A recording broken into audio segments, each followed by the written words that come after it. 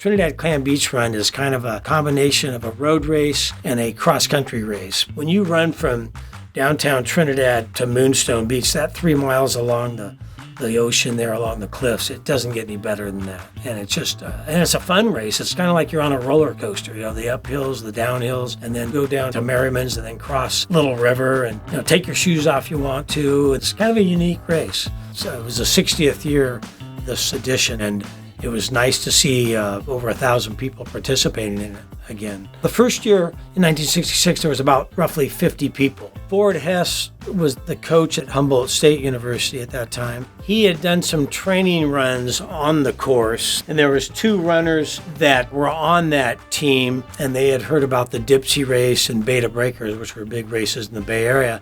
They had this idea of maybe making it an official race, not just a training run, and talked about getting it certified.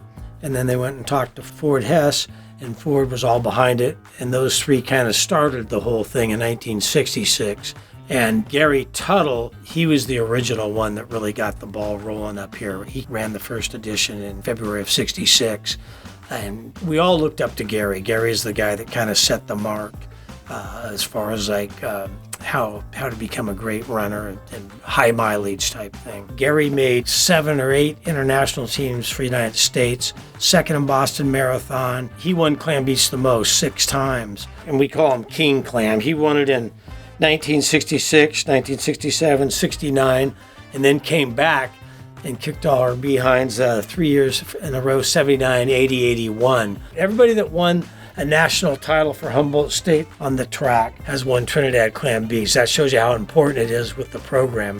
Danny Grimes and Mark Conover. Mark made the Olympic team in 1988, which was kind of the cherry on the top.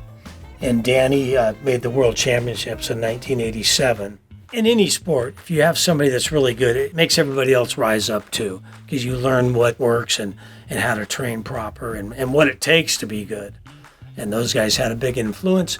And with that, the public got to come out and see those guys run, and they got to run in the same race with them.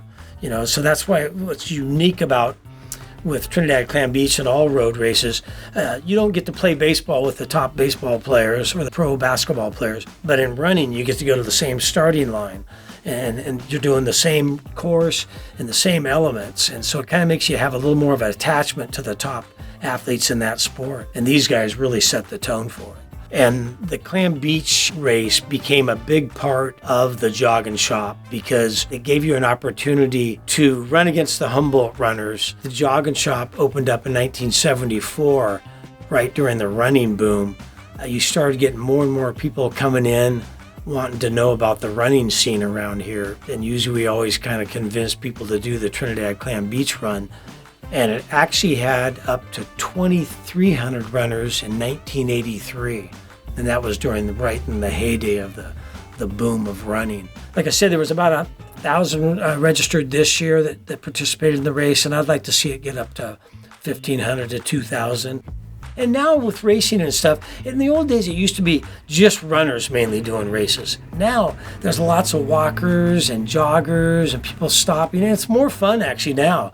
It's more of a social thing than it was. In the old days it was like if you weren't fast, you weren't running races, But now it's more casual, and I like it. It brings out more people and a different variety of people, and everybody pulls for everybody, You always want to be there for the last finisher and not just the first finisher.